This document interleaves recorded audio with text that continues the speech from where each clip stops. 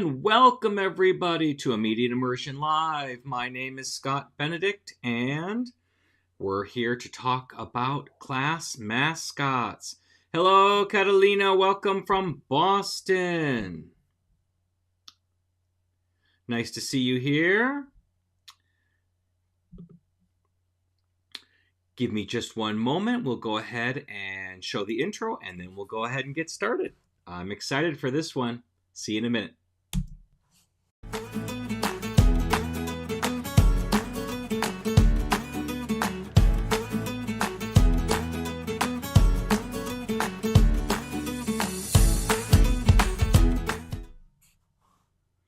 And welcome back. Thank you all for showing up today. I appreciated our new time at 5 o'clock today, trying out to see if this is a better time for everybody. And what are we going to be talking about today? We're going to be talking about class mascots. And originally I got this idea from Ben Slavic and Tina Hargadin. They call them invisibles, and I never really understood the term invisible. It didn't really make sense for me. Even when I knew what they were doing, it just didn't click with me. So I call my overall activity building characters. And so when I build characters, when I do a story, it takes me at least 2 days. Because on the first day of a story, I work really hard on building a character for my story with my students. And then on the second and third day, if I can get it to last that long, is the plot of the story. So I segment my story asking into those two phases. We build a character, but the character doesn't do anything yet. And then on the second day and any days that come after, that will be the plot and the character does something. Now, what's different about that and what I'm talking about here is class mascots. So it's a special form of character because this is going to be a recurring character in multiple stories. It can show up in assessments, in readings. It's going to become a beloved character in the classroom. And so it's just a little bit above our regular everyday characters. Does it mean they're going to star in every story? Absolutely not. Does it mean they're going to show up in every story? Again, probably not. But they can be a main character, especially when you don't have time to build a new character. Or they can be a secondary character, a friend or a neighbor, to another character that you created to get more engagement in there. But what I love about these is when you take the time to really flesh a class mascot out, kids love them and want to see them in multiple stories. You'll see them being put into quick writes as we write about them. They write about them in quick writes. We do it in Write and Discuss. They make the character come alive. And you may learn new things about the character by what other kids write about in their quick writes and their ideas. And that might make it into the whole persona of the class mascot. So it's just not another way for comprehensible input or character building. It also does build classroom community because we're all working together to create this character that's going to be our character. It's going to be period 1's character, period 3's character that everybody contributed to and is going to live with us for the whole year. And some of these characters are so endearing that siblings talk about them. That you have a kid who goes, oh, my brother told me about so-and-so character from way back when. Or someone told me about this character from so back when. So I keep all my characters. And there may be days or times when I don't have time to make a character. We've used our certain class mascot a lot. So I might bring in another class's mascot into a story or a previous year's mascot, and I can introduce them to my students. And one of the ways I like to do that, introducing a mascot that is not necessarily their own, it may be from a previous year or from another class period, is I'll ask them about it. I'll have them guess. Is it a person? Is it an animal? Is it a thing? Is it big? Is it small? What color is it? Those types of questions to try to discover what it is and play with the language a little bit. So there's a process that I follow to create my class mascots. It's kind of the same formula that I do with any of my characters. And again, I got some of these ideas from Tina Hargadon and Ben Slavic, but then I put my own spin on a couple of things. And you'll see that in part number 5. So the first thing I do when we're coming to create a character that potentially could become a class mascot is we need to figure out what it is. Is it going to be an animal? Is it going to be a person? Is it going to be a thing? I tend to prefer things as mascots or as characters because they don't lend themselves to stereotypes. And I want to stay away from stereotypes as much as possible. So using a toaster or a bicycle or a water bottle, a cell phone, any of those types of things tend to work really, really well because they don't have any inherent stereotypical characteristics, so we can make them whatever we need them to be. So that's my first question. What are we going to create? And of course, I'm asking these questions in the target language as much as possible. Once we've discovered what we're going to have, the next thing we need to figure out is what color is it, what its predominant color. It may have some alternative colors as well, but we want to know what the predominant color is going to be and its size. Is it going to be big? Is it going to be small? Is it going to be medium? And how big? Is it going to be as big as a desk, as big as a house, as big as a tree, as big as a mountain? Or is it going to be small? Small like a cell phone, small like a quarter, small like a penny. So we want to know those 3 things to start off. What is it? What color is it going to be? And what size is it going to be? So those are my beginning stages.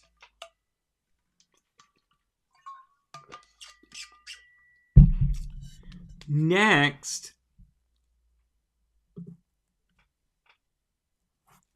we want to give it an emotion. So I want to give it a primary emotion, not just any emotion. I want this emotion to drive the character. So it needs to be a strong emotion. I tend to move away from simply happy and sad. Though in lower levels or with elementary school kids, you might want to start there. I like to go deeper though. So we have had angry. I remember one year we had an angry asparagus as a character. We had a depressed water bottle. It was depressed because it was dented. So we had that in there. So when you're coming up with your emotions, dig deep. Think about other emotions that you can teach your students to come up with other than just sad and happy. And find, jealousy is a great emotion to use. Another one, anger is a great one to use. There's a couple others they're escaping me right off top. I have an emotion poster in my room.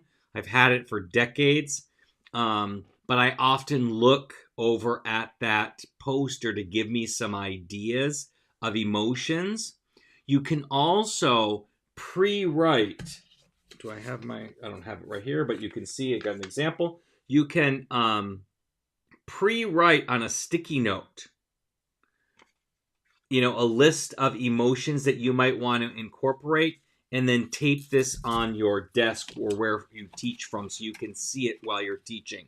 It's quite helpful to do that. Just to have a list of emotions that you can work with. You could also, excuse me, sorry, I'm all itchy all of a sudden. You could also generate a list with your kids prior to.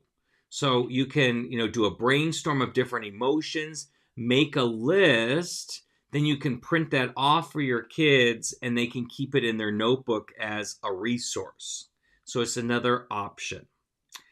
But I want this strong emotion to come out. I want this emotion to encompass everything that this character is, because the emotion is where we're going to get the conflict, the problem, so that we can get stories started with our character.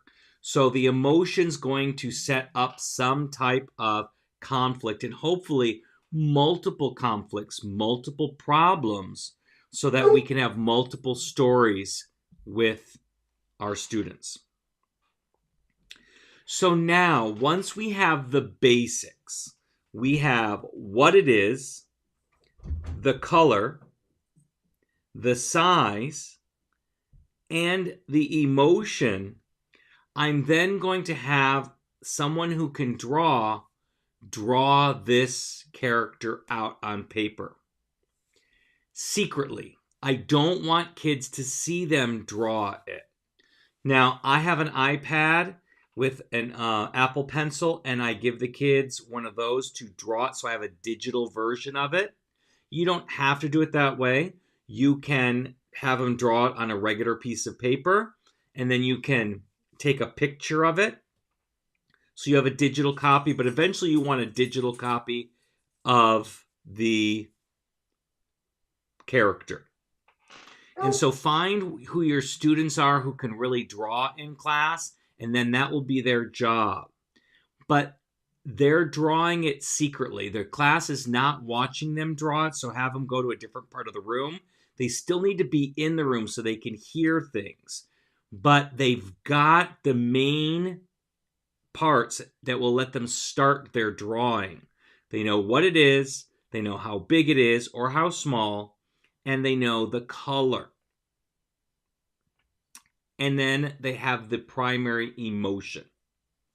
So that'll get them started. So have them draw this secretly on a piece of paper, on an iPad, somewhere, and then you'll share it with the class later. Once we have that and the artist is drawing, we're going to start to continue to fill out this character. So I am always thinking in the back of my mind, what don't I know about this character? Right now, with what it is, the color, the size, the emotion, we've only got a two-dimensional character. I need to make it three-dimensional, so I need to create a world for this character to live in. So what do? We ask questions. So I'm thinking about, what don't I know? Now, the drawer, the artist, is listening in the background and may add some of these details that we're coming up with to his picture. They don't have to, but they might add some things to the picture as we get our character more fully developed. So what kinds of things do I look for? I want to establish the age, the name, where does it live, what does it eat, what does it drink, does it have a family, Is it a large family? Is it a small family? What kinds of things does it like to do? Is it a reader? Does it play video games? Does it like to go to the movies? Does he like to play sports? What sports does he like to play? Who are his friends? Does he have a lot of friends or a little bit of friends? What's his favorite class? Anything I can think of to fully create this character. I'm trying just to develop a character using the target language as much as possible and making this process last the entire class period. If I don't finish the character in one class period, there is no problem with continuing him the next day, especially if this is going to turn out to be your class mascot. And you may not know that in advance. You may have to put this character in a story and see if kids really love this character or not before it becomes the class mascot. Remember, class mascots are just characters that are loved so much by your class that they frequent so many stories. So you're going to do this to create characters, and then some of these characters are going to elevate themselves to become class mascots. Okay? So you're just looking for facts. Any kind of facts that you can think of to make this character fully fledged. And then this is the part that I added that I absolutely love. And it puts a great twist on the characters. I want to know what the deepest, darkest secret of this character is. So I asked the kids at the end of class as an exit ticket to write down two things. One is, why does the character have the emotion that they do? Like when it came to the asparagus, it's an angry asparagus, and it was what came out about from all these kids was it was angry because nobody liked it as a vegetable. Nobody liked to eat asparagus. I absolutely love asparagus, but my kids out there did not. So he was angry because nobody liked him. When it came to the depressed water bottle, he was depressed because he had a dent in him. So that's where it came from. So I do this by asking an exit ticket. Number one, why does the character feel the way that they do? We've already established what the emotion is, but we don't know why they feel that way yet. So that's the first question they'll answer. The second question they'll answer is, what is the deepest, darkest secret of this character? Now, both of these questions are asked in English because I want maximum creativity. They are not blurting out their answers in class. They're writing down their answers in an exit ticket. And the way that I prefer to do this is with a Google form. So I create a Google form. I have it, two questions on it. Why does a character feel the way they do? And what's their deepest, darkest secret? And then I make it so they can type in text underneath there. So it's a short answer. This way I can get maximum creativity, because if I limit them to only using the language they have, I'm not going to get a lot of creative answers. But nobody else sees these answers but me. So then I will take these the results of the Google form, and it will give me a pie chart. So I can see what percentage of things popped up, if things were common or not. If I see similar answers, I'll group them together. If I see inappropriate answers, which this is a great way to do this because no kid sees this, I just leave out those answers and forget about them. And then I will group them together and create a new Google form for the warm-up for the next day. And so I will look at like the top 3 or 4 answers for why the character feels the way that they do. Some are, a lot of kids will have the similar ideas. They're not exactly, so I might have to mesh them together. But I'm going to give, 4 or 5, 3 to 5 choices there so the kids can vote as a warm-up. And then I also will pick the top 3 to 5 secrets. Now, most of the time the secrets aren't similar, but I will look for the best ones that I think will enhance this character or make it more interesting. And then when the kids come in the next day, I will have the link posted for the Google form. They will go on their Chromebooks or whatever device they have, and they will answer the question. So technically, they will vote. They'll have the character feels angry because, and it'll have 3 to 5 choices, and they pick which one. And then the deepest, darkest secret of the character is, and then we have 3 to 5 responses.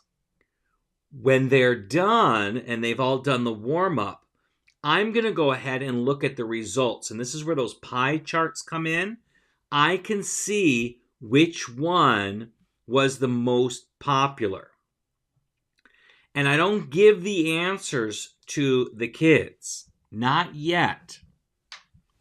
So what I'll do is now we're in the plot phase of the story. So we're going to review the aspects of the story. I'm now going to reveal for the first time our artist's rendition of the character. If it's not already on paper, I will print it out so we can post it in the room. I post like a wall area of all my characters so they can see them from all the different classes. But we review the character just a bit to get into the story, and then we find out what the problem is. And I ask, what is the character's problem in the target language to start them off? And then I already know what the answers are, why they feel the way they do, and what their deepest, darkest secret is. And so I'm going to ask leading questions to get there. So when we get to talking about his emotion, I'm going to ask, why does he feel that way? And the kids are going to offer suggestions. And unless they get the one that was voted on correctly, I'm going to turn down and I'm going to say, oh, class, it's so obvious. He feels angry because, and then I use the top voted answer from what they chose. Then we keep going with the story. I'm asking about the problem. The character's going someplace to try to solve the problem. Wherever I can fit in the deep, dark secret, I will. It may not be in this first story, or it might. It just depends how it goes. But then again, I ask the leading questions. What do you think his secret is?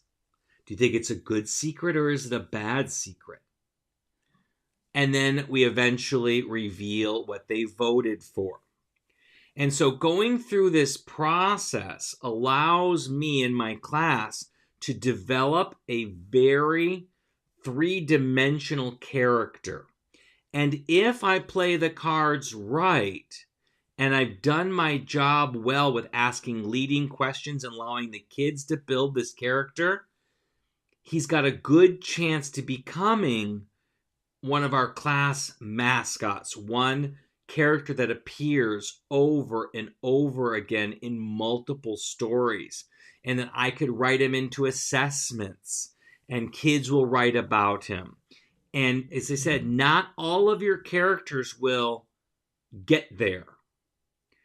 But if they can get there, you want to harness that because it allows you to work with a known quantity, and you can put them in lots of different situations to make a lot of different stories. And if it's become a true mascot in your class, kids will love him and will try to include him in everything. They go, let's write a story about him today. Or I wrote this wonderful story in my quick write. I'd like to share it with the class. All those types of things that you want. That's the beauty of a class mascot. And it allows you to use this character over and over again. And as you do so, year after year, you will have 5 or 6 class mascots, at least one per class every year. And you can build a stockpile of, think like Muppets, your characters that aren't always on stage at all the time, but the kids start to know them. You can introduce them to your classes, future classes, other classes, because they've just become so endearing. Does anybody have any questions about creating class mascots? Has anybody tried this? Any questions, comments? Please share them. And if you're watching this on the replay, I do monitor the comments. So please, if you have any questions or ideas, please add them on the replay as well.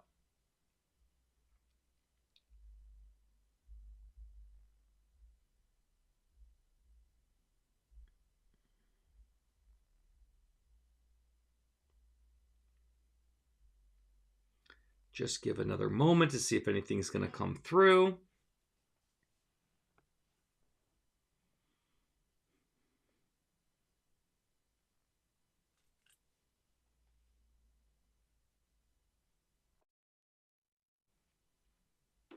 Catalina says, thank you. You are so welcome, Catalina. So if there are no other questions, Ashley's got a question.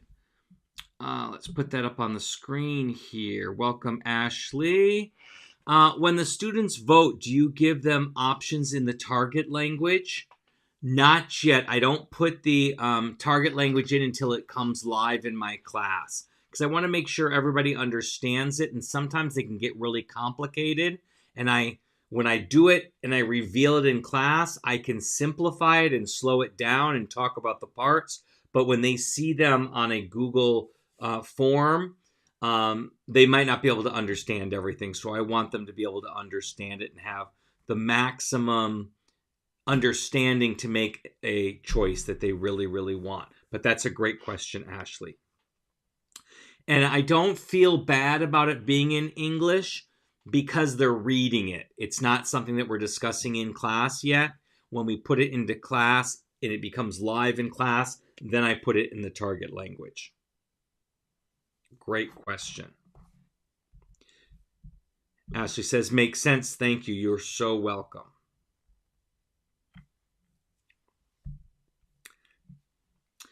Okay, well, if there are no other questions or comments, we'll go ahead and end for today. If you found this video helpful, please like and subscribe and share it with others who might benefit from it.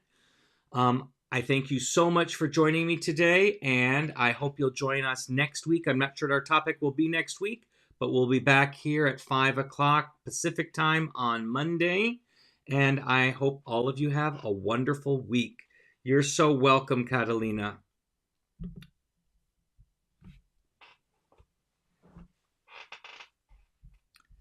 Thank you, everybody. Talk to you next time. Bye-bye.